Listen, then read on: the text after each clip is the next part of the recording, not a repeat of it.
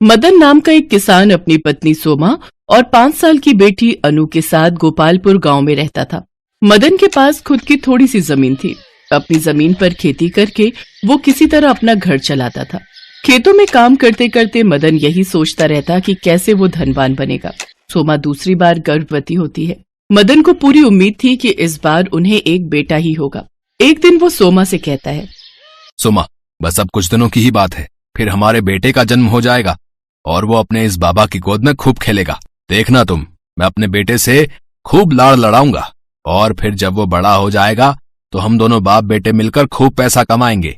मेरा बेटा हम दोनों के बुढ़ापे की लाठी बनेगा, लाठी। हाँ। लेकिन हमें बेटा ही होगा, आप ये बात कैसे सोच सकते हैं? हमें बेटी भी तो हो सकती है ना? नहीं सोमा, ऐसा मत बोलो। ऊपर वाले ने हमें एक बेटी पहले ही दे दी है, अब और नहीं चाहिए। तुम देखना, इस बार बेटा ही आएगा। मदन के विचार सुनकर सोमा बहुत दुखी हो जाती है, लेकिन वो कुछ भी कर नहीं सकती थी। ऐसे ही कुछ दिन बीत जाते हैं। फिर वो समय भी आ जाता है जब सोमा बच्चे को जन्म देती है। लेकिन बच्चे को देखकर मदन दुखी हो जाता है, क्योंकि सोमा ने इस बार भी एक लड़की को ही जन्म दिया था। हे भोलेनाथ, ये आपने मुझ पर कैसा बोझ डाल दिया। पहले ही एक बेटी कम थी, जो अब एक और दे दी। मेरी जिंदगी ही बर्बाद हो गई। कैसे मैं इनका लालन पोषण करूंगा, इनकी शादियां करवाऊंगा। मेरी तो सारी उम्र इनके लिए दहेज जोड़ने में ही निकल जाएगी। बेटी पैदा होने से मदन पहले से ही उदास था, लेकिन जब उसे ये पता चलता है कि उसकी दूसरी बेटी आंखों से अंधी है तो उसके होश उड़ जाते हैं। ये बात जानकर तो मानो मदन आग बबूला हो गया। उसे तो अब अपनी बेटी से और भी ज्यादा नफरत होने लगी।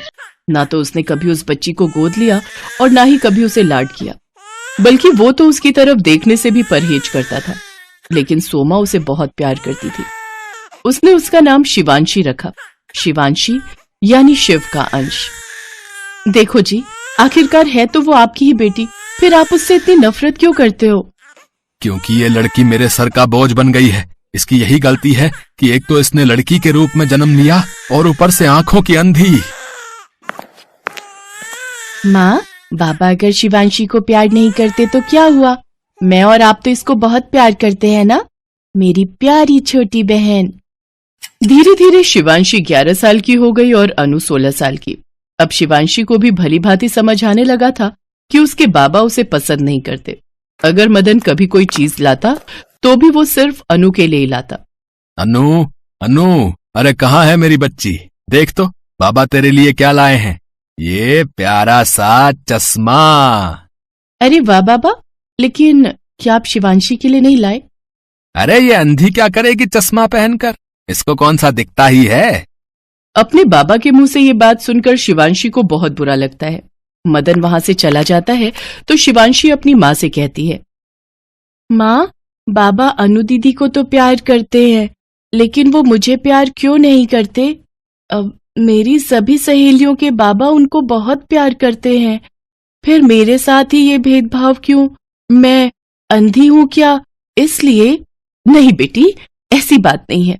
देख, कुछ दिन बाद से सावन महीना शुरू हो रहा है और इस महीने सच्चे मन से जो कोई भी भोले बाबा की भक्ति करता है ना, वो उसकी मुराद जरूर पूरी करते हैं।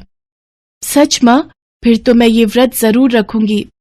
कुछ दिनों बाद सावन का महीना शुरू होता है। शिवांशी हर सोमवार पूरे भक्ति भाव से शिव भगवान की पूजा करने लग गई।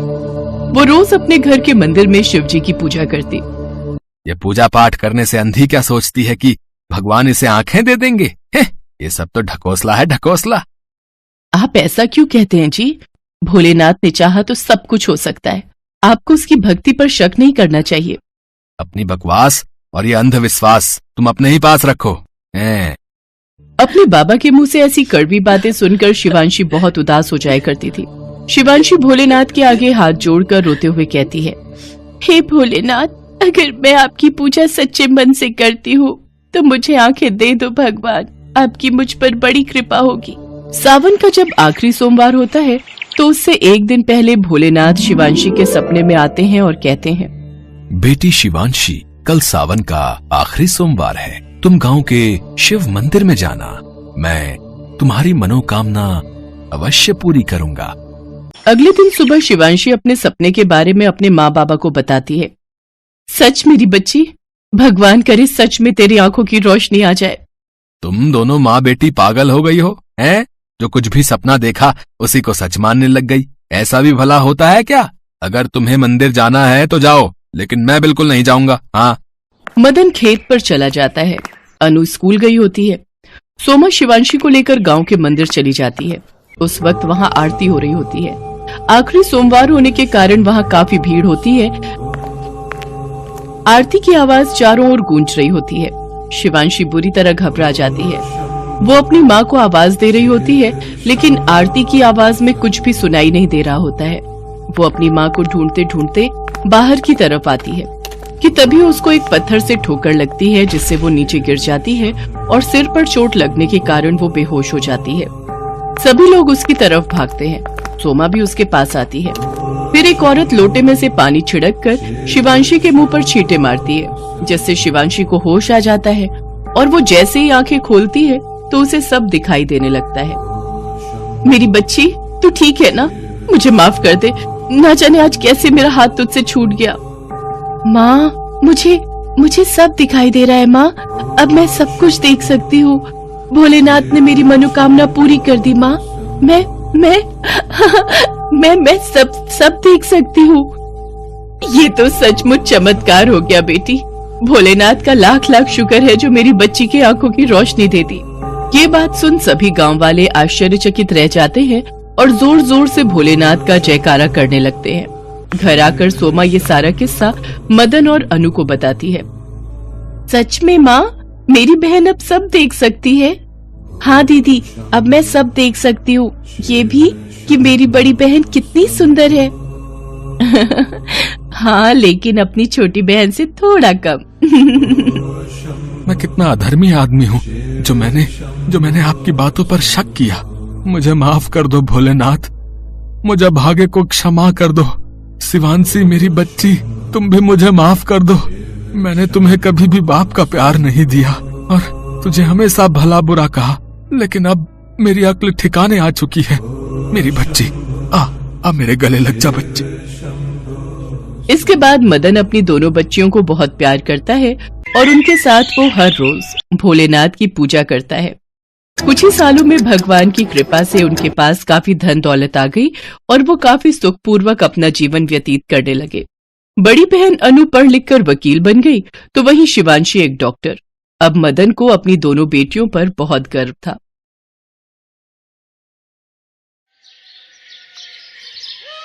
जय शिव शंकर चाचा जी। जय शिव शंकर कुमकुम बिटिया। जय शिव शंकर मौसी। जय शिव शंकर कुमकुम बिटिया, अपनी साइकिल दौड़ाती हुई कहाँ जा रही है? मौसी, शिव मंदिर जा रही हूँ। आज सोमवार है ना, तो भगवान भोलेनाथ का दूध से अभिषेक करूंगी और खीर का प्रसाद भी बनवाना है। मंदिर में दूध और चावल दे आई थी। पंडित जी राह देख रहे होंगे, खीर बनाने में उनकी मदद करूंगी। जीती रह बेटी, सचमुच कितनी प्यारी बच्ची है। भगवान शिव की कितनी पूजा करती है। इसके लिए अच्छा सा लड़का मिल जाए और इसकी शादी हो जाए तो इसके माता पिता की चिंता दूर हो जाएगी। कुमकुम एक पढ़ी लिखी संस्कारी लड़की थी। वो बचपन से ही भगवान शिव की बहुत पूजा करती थी। कुमकुम को ये संस्कार अपने माता पिता से ही मिले थे। ये लो माँ, ये लो बापू खीर का प्रसाद। अच्छा, मैं राधा के घर जा रही हूँ। सुबह से उसने कितनी बार बुलावा भेज दिया। सुनो जी, कल कुमकुम की सहेली राधा की शादी में भी जाना है। कुमकुम अपनी सहेली के घर चली जाती है, पर उसके पिता का चेहरा उदास हो जाता है और वो फूट फूट कर रोने लगते हैं। सुनो जी, अगर आप ऐसे रो दोगे तो मुझे भी रोना आएगा। क्या आपको भगवान शिव पर भरोसा नहीं है? वो हमारी कुमकुम को कुछ नहीं होने देंगे। उन पर भरोसा रखो। कुमकुम का जन्म भगवान शिव के आशीर्वाद से ही हुआ था। फिर भला वो उसे कुछ कैसे होने देंगे? हम सब तो ईश्वर की संतान हैं। हमारी कुमकुम तो भगवान शिव की बेटी है। वो उनकी इतनी पूजा पाठ करती है तो वो उसे उसका फल अवश्य देंगे। हमने बचपन से ही भगवान शिव के प्रति कुमकुम की आस्था को जगाए रखा है। हमारी बेटी अल्पायु नहीं, दीर्घायु है। पर सोमलता, पंडित जी के कहे अनुसार हमारी पुत्री की कुंडली में भारी संकट है, जिससे उसकी... बस और कुछ मत बोलो। मुझे भगवान शिव पर पूरा विश्वास है कि वो हमारी कुमकुम को प्रत्येक संकट से बचाएंगे। 20 वर्ष की आयु में कुमकुम के जीवन पर एक भारी संकट की आशंका थी। कुमकुम की कुंडली में भी कुछ ऐसा ही लिखा था, जिस कारण उसके माता पिता सदैव चिंता में रहते थे। सब लोग राधा की शादी में पहुंचते हैं। मौसी जी, अब तो मेरी भी शादी हो रही है, आप कुमकुम के लिए भी एक अच्छा लड़का ढूंढकर इसे ब्याह दो। नहीं, मुझे शादी नहीं करनी, मैं अपने माँ बापू को छोड़कर कहीं नहीं जाऊंगी। बेटियां तो पराई होती है कुमकुम, उन्हें अपने माता पिता का घर छोड़कर अपने ससुराल अपने राजकुमार के साथ जाना ही होता है। ठीक है, मेरे लिए कोई राजकुमार आएगा तो मैं चली जाऊंगी, ठीक? इस बात पर वहाँ खड़े सब लोग हंस देते हैं और कुमकुम भी खूब हंसती है। कुमकुम की माँ अपनी बेटी के चेहरे पर शादी के लिए खुशी देख रही थी, पर कहीं न कहीं वही डर फिर से था। राधा की शादी हो जाती है। कुछ दिनों बाद गांव की एक बस अमरनाथ यात्रा पर जा रही थी। कुमकुम के माता पिता ने उसके चाचा चाची के साथ अमरनाथ यात्रा पर जाने की आज्ञा दे दी। 2 दिन बाद कुमकुम का जन्मदिन था। इसी चिंता में उसके माता पिता भगवान भोलेनाथ का ध्यान कर रहे थे। उधर कुमकुम अपने चाचा चाची के साथ अमरनाथ की यात्रा के लिए चढ़ाई आरंभ करती है। हाँ कुमकुम, थोड़ा पहाड़ से किनारे से हटकर चलो। ठीक है चाचा। चाची जी, आपको ठंड तो नहीं लग रही? मेरे पास एक गर्म स्वेटर और है, दूं?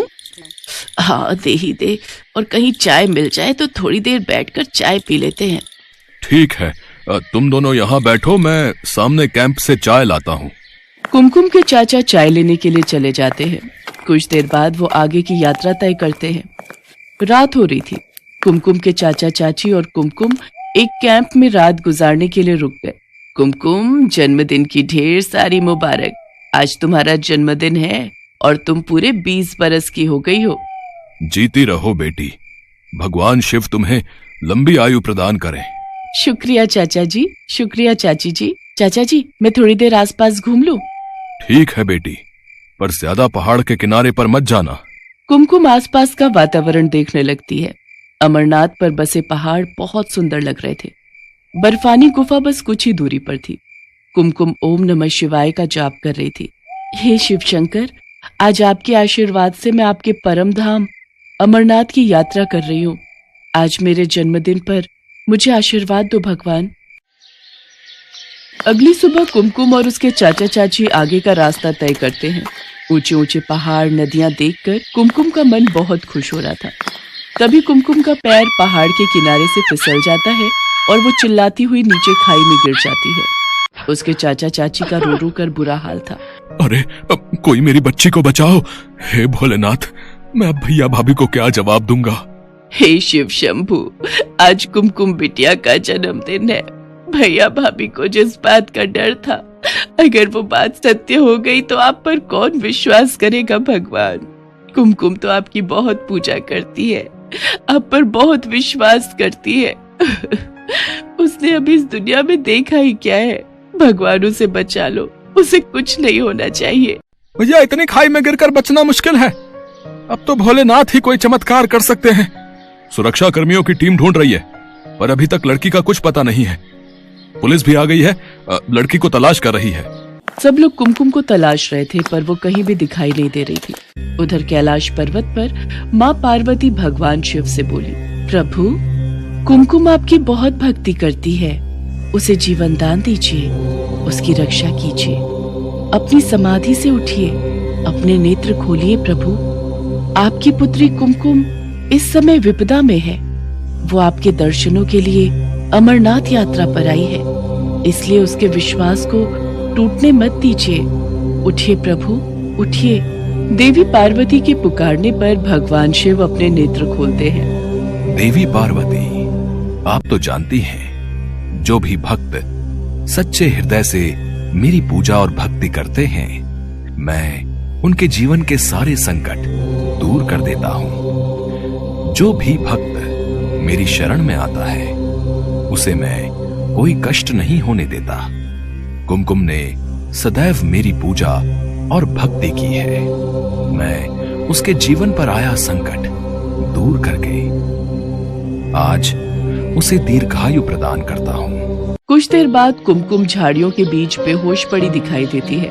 उसे जरा सी भी खरोंच नहीं आई थी। ये देखकर सब लोग हैरान रह जाते हैं। कुछ देर बाद कुमकुम को होश आता है। सब लोग इसे भगवान शिव का चमत्कार मानते हैं और ओम नमः शिवाय का गुणगान करते हैं। कुमकुम अपने चाचा चाची के साथ बाबा बर्फानी के दर्शन करती है और उनसे आशीर्वाद प्राप्त करके खुशी खुशी घर लौटती है। कुमकुम के माता पिता को भी सारी बात पता चलती है। वे भी भगवान शिव को धन्यवाद कहते हैं। भगवान शिव की उपासना और पूजा से आज कुमकुम को नया जीवन दान मिला था। सब लोग भगवान शिव को धन्यवाद कहते हैं। कुछ समय पश्चात एक बहुत ही संपन्न परिवार में कुमकुम का विवाह हो जाता है। आज भगवान शिव की कृपा से कुमकुम अपने जीवन में बहुत खुश थी।